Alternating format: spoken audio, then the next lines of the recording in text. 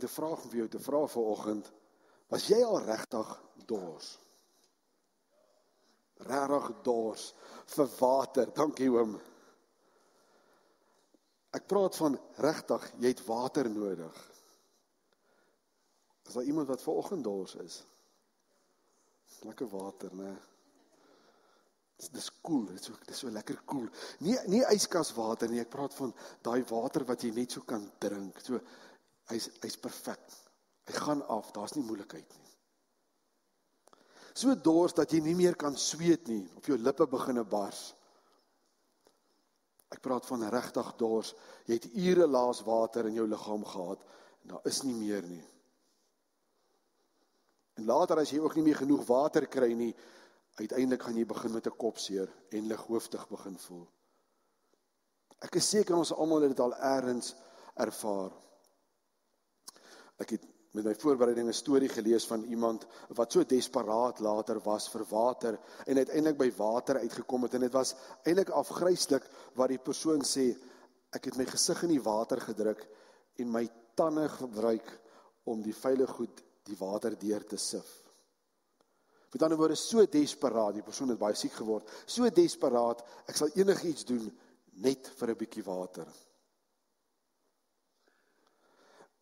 Want dan wat gaan gebeur is, jy te min water kry, want jy het water nodig om te leef, maar as dit 'n groot probleem raak, dan verander die woord leef, na oorleef. Nou moet jy water kry, dis al wat jou brein vir jou sê die hele tyd, ek soek water. Interessant, die twee plekke waar jy die grootste kans het om dood te gaan van dehydrasie, is die woestyn en die see. Ja. Jy kan in die see weet sonder water en jy kan tussen hierdie duisende kiloliters water wees om jou, maar jy kan dit nie drink nie. Jy kan nie sout water drink nie, is nie goed vir jou nie, want jy meer probleme. Maar dit is baie interessant, dis die twee plekke waar jy kan doodgaan, want jy het nie water nie, om te drink nie. Water is lewe. As jy dit nie in die hande kan kry nie, het jy 'n probleem.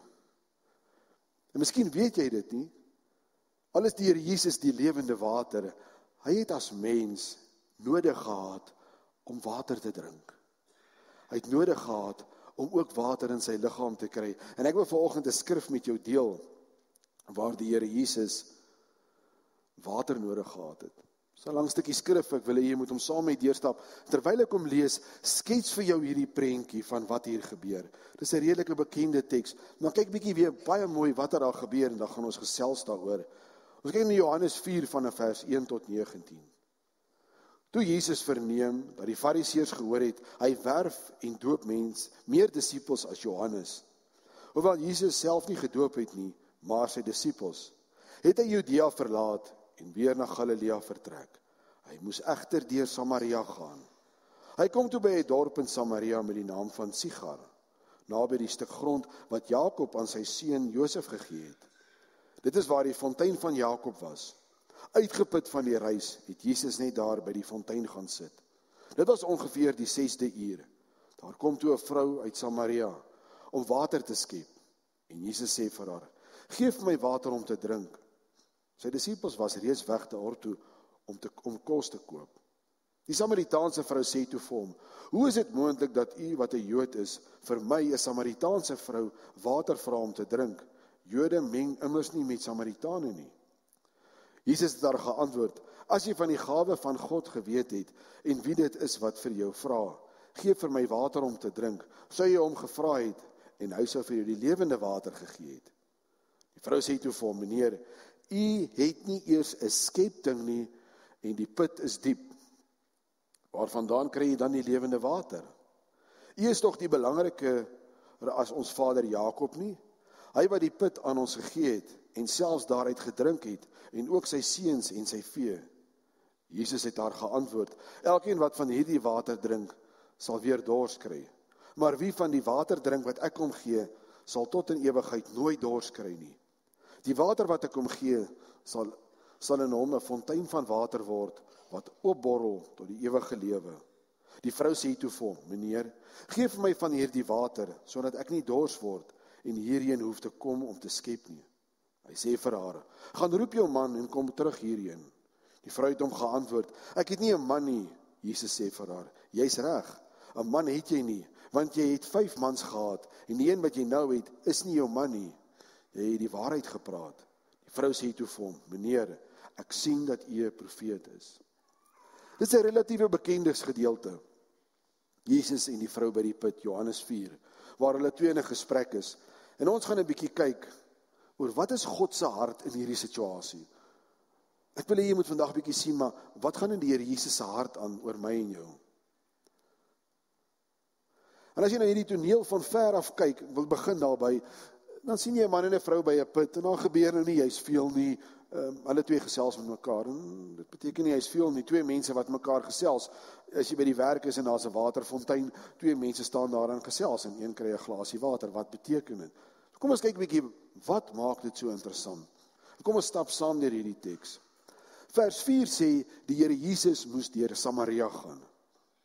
Nou dit was die kortste pad tussen Jerusalem en Galilea, want hy is op pad soontoe. Dit klink nog steeds nie na veel nie, is nie regtig 'n probleem nie. Maar daar's 'n probleem. Die Jode en die Samaritane het geen ooghare vir mekaar nie. Dis nie veilig vir 'n Jood om in die Samaritaanse gedeelte te wees en ook nie andersom nie. Geen ooghare. As jy nou dink jy weet wat's rasisme, gaan lees bietjie op oor die Samaritane en die Jode. Hulle kon mekaar nie verdra nie. Hoekom? Want die Samaritane het ook beginne om die Here Jesus aan te aanbid, en toe besluit hulle om hulle eie tempel te bou. In 128 jaar voor Christus, toe besluit die Jode nee, hierdie ouens kan nie ook hulle eie tempel hê nie, toe breek hulle hom af. En van toe af is hierdie klomp kwaad van mekaar, en wil met mekaar niks te doen hê nie. Aan die ander woorde, Jesus het eintlik 'n kans gevat, want sy veiligheid was in gedrang. Hy was nie baie welkom daar nie. Maar hy vat die pad, die kortste pad deur Samaria. En hy kom by hierdie put. Vers 6 sê baie duidelik, hy was moeg. Hy was moeg geloop. En op daardie stadium in die wêreld was stede en plekke om en by 'n dagreis van mekaar af weg. Nie 'n dagreis per motor nie, 'n dagreis per voet. So jy het geloop waar jy wil wees. As jy baie geld gehad het, was daar ander metodes, maar die gewone mense het geloop. Die Here Jesus was moeg. Daar staan geskryf ook dat dit in die 6de uur was. Dit was teen die middag, die warmste deel van die dag. Wat sê dit vir jou van Jesus? Jesus weet wat dit is om moeg te word. Jesus weet wat dit is om bang te word voor hy gekruisig is. Gaan lees die skrif. Jesus weet wat dit is om dors te word. Want jy gaan nie by 'n put sit vir die snaaksigheid nie. As jy regtig moeg is en nie water wil nie, as jy onder 'n boom gaan sit. Maar die Here Jesus gaan sit by hierdie put en hy vra vir water. Jesus het dieselfde liggaamlike uitdagings toe hy op aarde was ervaar as ek en jy. Hy was hartseer. Gaan dink maar Johannes 18 van Lazarus. Hy het geweet hy gaan vir Lazarus opwek, maar nog steeds het hy 3 keer begin huil oor Lazarus. Dis hoeveel mens hy was. Hy's nie 'n God. Daar's mos 'n liedjie in die 80 van Bette Midler, From a Distance God is Watching Us. Dis nie God nie. Hy was mens. Hy weet presies hoe jy voel. As jou hart uitstort by die Here, maak nie saak waaroor nie, dan verstaan hy. Baie mense het gesê, maar kon die Here Jesus nie maar miskien eendag opgedaag het met hierdie miljoene engele, met hierdie groot bravade, en hier is hy nou tussen ons nie? Nee. Jesus het mens geword, van kleins af. Hy was ook 'n baba. Hy steur alles, sodat hy kan vereenselwig met my en jou, en laat ek en jy kan vereenselwig met hom. Hy is nie daardie God wat daar ver is nie. Daarom is hy Immanuel, hy is tussen ons. Nou kom ons gaan verder. Jesus sit by die put. Hy waag sy lewe. Die disippels is klaar dorp toe, hulle het gaan kos koop, en hy praat met haar. Nou kom ons kyk 'n bietjie wat gaan oor hierdie vrou. Hy sit alleen by 'n vrou, 'n Samaritaanse vrou, wat dit nog erger maak. En hy het 'n gesprek met haar. Nou wat dit nog erger maak is, sy's 'n Samaritaan, maar nou is sy nog 'n vrou ook. Ek sien van die mans glimlag. Jesus was meer as een keer die woord rabbi genoem.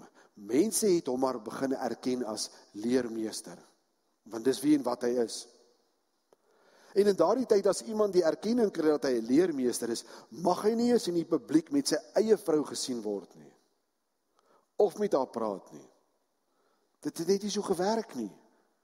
En hier kom hy, en hy kom sit met 'n vrou en praat, wat 'n Samaritaan is. Met ander woorde, sy's nie die regte ras of kleur of wat nie, ek weet nie. Maar sy pas nie in die prentjie nie. En die tweede plek is sy 'n vrou, en sy's nog nie sy eie vrou nie. Hy doen dit net nie. Jy sê veronderstel nie. Dis waarom haar reaksie was, maar hoekom praat jy met my? Wie's ek? Is dit nie wat ons ook baie keer doen nie? Hoekom is die Here goed vir my? Weet, ons bid soveel keer vir die Here, Here, help my net, dra my, hou my hande vas. En dan wanneer die Here kom en hy daag op, soos wat hy altyd getrou is, en dinge gebeur, dan vra ons, maar hoekom ek? Want jy's kind van God, jy's gemaak na sy beeld. Dankie oom. Jy's gemaak na sy beeld. En die ergste van alles is, daardie persepsie van haar as vrou wat nie goed genoeg is nie, is 'n menslike persepsie. Maar wat doen die Here Jesus? Hy gaan sit by haar. Hy het 'n gesprek met haar. Hy het tyd vir haar. Hy is nie te besig nie. En dan gebruik hy die naaste metafoor wat hy het, is water. Lekker koel water vir iemand wat dors is. En hy begin met 'n gesprek. En die Here ken ons. Hy weet presies wat om vir 'n mens te sê, sodat 'n mens verstaan. Hy begin, en hy doen dit so mooi, want hy maak haar eers nuuskierig oor God. Hy tel dadelik op maar hierdie vrou. Onthou, hy weet alles. Hierdie vrou maak hy eerste plek bietjie nuuskierig oor God, en hy begin met die gesprek in 'n rigting. En toe vat hy dit verder, en die gesprek gaan verder, en op die einde van die dag maak hy haar nuuskierig oor hom wat hier voor haar sit. En nou gaan die gesprek verder. En die derde ding wat hy doen, is, hy kom op 'n plek, en hy maak haar nuuskierig oor dit wat hy vir haar kan gee. Dis toe nie gewone water nie. Dis toe die volkome, die beste, die lewende water uit die Here Jesus uit. Maar sy verstaan nog nie mooi wat aangaan nie. Jy het dit nou net gehoor. En dis die probleem, en dis vanoggend se tema. Jy weet, as ek nou eens by die tema uitkom, wonder ek hoe lank gaan ons besig wees vandag? Nee. Die tema sê, jy kan net water skep as jy 'n emmer het. Haar grootste probleem in die lewe is, hy het nie 'n skepding nie. Meneer, hoe gaan jy water skep? In ons konteks nie 'n emmer het nie. Sy mis dit. Sy is bekommerd oor die aardse dinge wat hier om haar is. Hierdie ou wil water hê, maar waarmee gaan ons water skep? Die antwoord in haar lewe is dit reg voor haar. Maar sy is bekommerd oor 'n skepding. Sy is bekommerd oor 'n emmer. Hoekom? Sy het nog nie gesien wie sit voor haar nie. Sy het dit nog nie besef nie. Dit gaan vir haar oor haar praktiese probleem. Hier's moeilikheid. Ons moet hierdie moeilikheid op 'n manier uitsorteer. Ek weet nie hoe nie, maar ons moet 'n skepding kry, want hierdie ou wil water hê. Hoeveel keer het ek en jy nie op 'n plek gekom waar die Here voor jou is, en dan soek jy 'n skepding, of die geleentheid van 'n leeftyd lê vir jou voor, maar jy het al die verskonings, ons kan nie skep nie, ons kan dit nie doen nie. Hoeveel keer is ek en jy nie op 'n plek nie waar die Here vir ons baie duidelik wys, vat hierdie pad, maak so, en hy gee vir jou die antwoord, maar jy is bekommerd oor die redes hoekom dit nie gaan werk nie. Daardie verskonings, net soos Moses, al daardie verskonings, maar dit gaan nie werk nie. En in haar geval is, ons het nie iets om mee te skep nie. Kan iemand vir ons 'n plan maak? Wie het 'n emmer? Dis wat sy doen. Sy sien nie raak waaroor dit is nie. Sy is besig met goeders in plaas van God. En dis eintlik waaroor die lewe gaan. En die gesprek gaan voort. En Jesus vat haar verder, want sy verstaan nog nie baie mooi wat aangaan nie. En tog beskryf hy vir haar die effek wat hierdie water is wat hy kan gee. Dat dit meer is as die water waaraan sy dink. En stadig maar seker in hierdie gesprek begin sy agterkom, maar dit gaan nie hier oor liggaamlike dors nie. Dit gaan oor gees. Dit gaan oor binnekant. Dit gaan oor meer. Daar's meer binne in my en jou. Dis nie 'n innerlike, gewone liggaamlike dors nie. Maar hoekom? Hoekom is dit so belangrik dat ek en jy se dors moet geles word? En ek praat nie nou van water, ek praat van ons innerlike dors. Want ons almal is die heeltyd dors. Daar is 'n leemte, as ons in Genesis gaan lees, daar was 'n verbintenis tussen ons en God, 'n perfekte verbintenis. En die sondeval het gemaak dat dit wegval. En daarom is die mens leeg. Die mens sukkel. Daar's 'n leemte hier binne, 'n dorstigheid. Dis nie hier wat ek nodig het nie. En ongelukkig, tipies mens, en hier staan ook ene is, ons gebruik goed om ons te help. Ons gebruik allerlei ander metodes, ander tipe water, om aan die einde van die dag die dors te les. Maak nie saak wat dit is nie, of dit 'n dwelmmiddel is, of dit 'n sport is. Daar is soveel goeders wat ons gebruik. Dink aan jouself, iets waarmee jy jou besig hou, dat jy tog net besig kan wees, want iets binne in jou is die hele tyd honger en dors. En jy weet nie, en dit dryf jou die hele tyd, maar jy kry nie rus nie, want daar's 'n dors hier binne. En nog die ergste van alles is, baie keer gebruik ons ook nie net iets op aarde nie, ons gebruik selfs mense om net hierdie leemte te vul. En ek wil terugkom by die vrou, want kyk wat het hierdie vrou gedoen. Ek oordeel haar nie, maar sy het reeds 5 mans gehad. En nou het sy 'n 6de man in haar lewe.